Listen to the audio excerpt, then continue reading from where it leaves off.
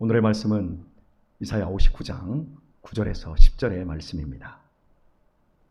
그러므로 공평이 우리에게서 멀고 의가 우리에게 미치지 못한즉 우리가 빛을 바라나 어두움뿐이요 밝은 것을 바라나 캄캄한 가운데 행함으로 우리가 소경같이 담을 더듬으며 눈 없는 자같이 두루 더듬으며 낮에도 황혼때같이 넘어지니 우리는 강장한 자 중에서도 죽은 자 같은지라. 아멘. 이스라엘 백성들의 죄악, 그 죄악으로 말미암아 이스라엘은 바벨론에 의해 멸망하고 말았습니다. 그 과정에서 이스라엘 백성들은 하나님께 기도하며 부르짖었습니다. 대체 하나님, 손이 있는 겁니까?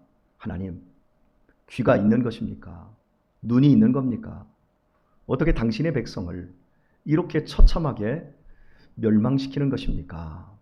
그때 하나님께서는 내가 너희를 구원하지 않으려고 한 것도 아니고 내가 너희를 도울 생각이 없는 것도 아니었다.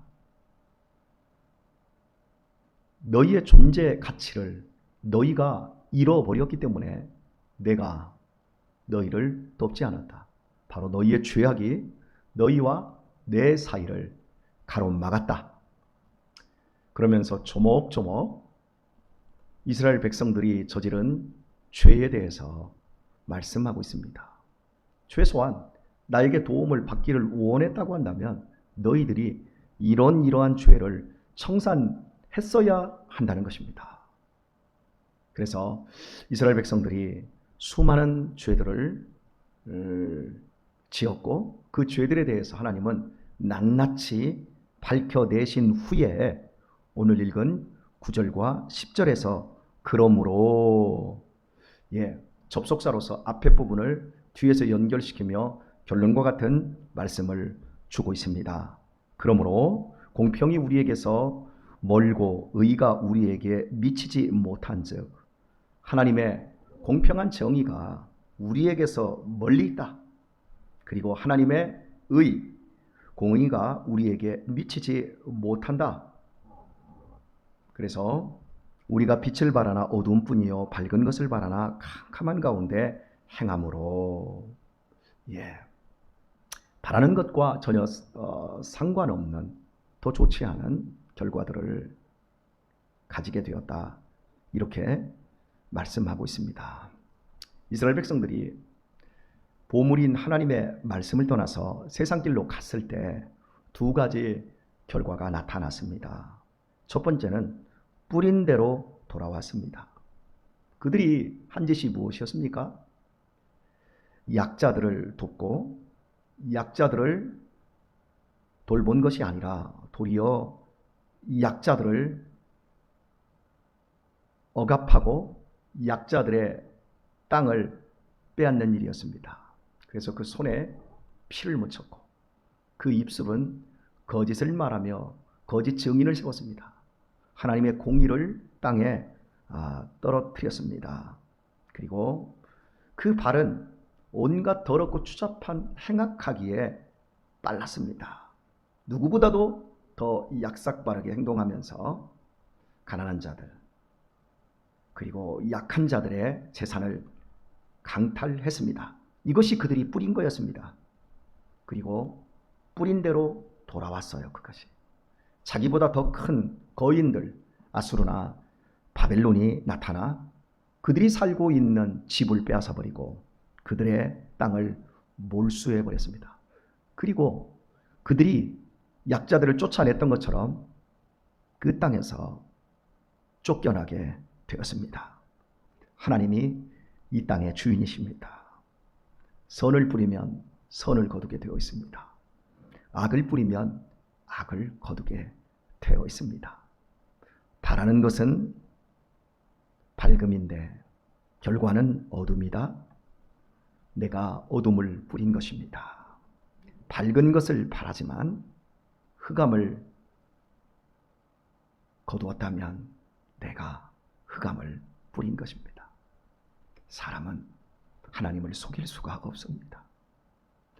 그래서 어려운 자들을 불쌍히 여기는 것은 결국 자신이 하나님에게 불쌍히 여김을 받는 것과 같습니다. 나약한 자들, 내가 무시해도 되는 자들을 내가 귀하게 여겨준다면 하나님도 나를 귀하게 여겨주신다는 것이요. 결정적일 때가 있습니다. 인생을 살아가는 그 과정 속에서 하나님이 개입하지 않으시는 것 같고 모두의 수고와 노력에 의해서 인생이 결정되는 것 같지만 아주 결정적인 순간이 있어요. 아주 미묘한 차이입니다. 바로 그때 하나님의 도움을 입는 사람은 행복한 사람이지요.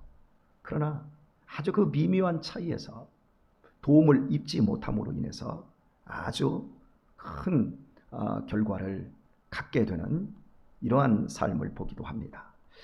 제 지인 중에 한 4, 5년쯤에 약간의 돈이 있었습니다. 그래서 이분이 이제 어디에 있는 그 건물 하나를 경매를 받고자 했어요. 그래서 거기에 이제 경매를 신청을 했는데 전체 금액이 당시 한 1억 한 3천 정도였어요. 그런데 2만 원인가 차이로 그 경매에서 떨어졌습니다. 그리고 함께 그 경매를 넣었던 사람이 있었는데 그분은 경매를 받은 사람이에요. 그러니까 경매를 떨어진 지인과 저는 그분을 잘 알지는 못했지만 경매 그 받은 사람과의 차이는 1억 3천 중에 2만 원 차이였어요. 정말 2만 원이면 사소한 차이 아니겠습니까? 그런데 한 사람은 2만 원 때문에 떨어지고 2만 원 때문에 되었어요. 그리고 나서 시간이 한 5년 정도의 시간이 흘렀습니다. 그 건물을 2만 원의 차이로 떨어진 사람은 지금 현재 거의 알거지 신세가 되었어요. 그리고 그것을 경매받았던 사람은 지금 엄청난 재산을 가지고 있습니다. 제가 부동산 투기를 여러분에게 정당화시키고 또 합리화시키려고 하는 것이 아닙니다. 그저 그냥 들으시고요. 그 미묘한 차이가 오늘을 결정하게 되었다라고 하는 것. 그렇습니다. 다 노력만 해서 되는 것 아니에요. 다 수고만으로 되어지는 게 아니에요. 아주 결정적인 차이 때 하나님이 돕는 사람이 있고요. 돕지 않는 사람이 있어요. 도움을 받기 원하시지요. 그러면 하나님이 도울 수밖에 없는 것들을 심으시면 됩니다. 참 목회를 해오면서 3대째 4대째 목사 집안 자식들이 있어요. 제 동기 가운데도 아버지가 목사님이시고 본인이 목사이고 또 자식이 지금 현재 목사가 된 이런 가정들이 있어요. 저는 그걸 보면 굉장히 부러웠어요. 이유는 별 차이가 없어요. 똑같은 학교를 나왔고 어떻게 보면 공부도 저보다 못하고 달란트도 저보다 약한데 그렇다고 설교를 특별히 잘하는 것도 아닌데 이상할 정도로 목회가 잘 풀리고 많은 사람들이 모이고 이런 것을 봐요. 그 아버지가 목회하면서 심어놨던 것들, 그걸 따먹고 있다라는 그런 느낌을 제가 봅니다. 물론 저만 그런 게 아니라 믿음 생활을 많이 하신 분들은 그런 것들이 거의 다 똑같이 느끼고 있는 것들이에요. 하나님은 살아계시고 하나님은 오늘도 우리 가운데서 당신이 도움을 줘야 될 사람이 누구인지 우리가 심는 것을 보고 있다는 사실을 여러분 기억하십시오. 좋은 것을 심으시길 바랍니다. 좋은 것들을 뿌리시기를 바랍니다. 어려운 자들을 불쌍히 여기는 것, 그것은 결국 하나님의 도움을 결정적으로 입는 그러한 은혜를 누리게 된다라고 하는 것, 그걸 기억하십시오. 그러나 내가 좀 똑똑하고 지금 힘이 있다고 남들을 멸시하고 나몰라라 하고 돕지 않는다면 그 사람의 삶에도 공평도 없고 의의도 없을 것입니다. 자, 첫 번째는 이스라엘 백성들이 뿌린 대로 그들에게 돌아왔다라고 하는 것. 그리고 두 번째는 더 이상 길이 없다라고 하는 것. 이것이 하나님의 말씀을 떠나서 세상 길로 간 두 가지의 결과입니다. 더 이상 길이 없습니다. 10절 말씀을 다시 봅니다. 우리가 소경같이 담을 더듬으며 눈 없는 자같이 두루 더듬으며 낮에도 황혼때같이 넘어지니 우리는 강장한 자 중에서도 죽은 자 같은지라. 소경들이 벽을 잡고 걷지 않습니까? 처음 가는 길. 소경들이 막 더듬지 않습니까? 그런 것처럼 이스라엘 백성들이 앞이 깜깜한 거예요. 마치 소경처럼 눈이 없는 자처럼 이렇게 돼버린 거예요. 하나님의 말씀은 내 발의 등이요 내 길의 빛이라고 다윗이 고백하지 않았습니까?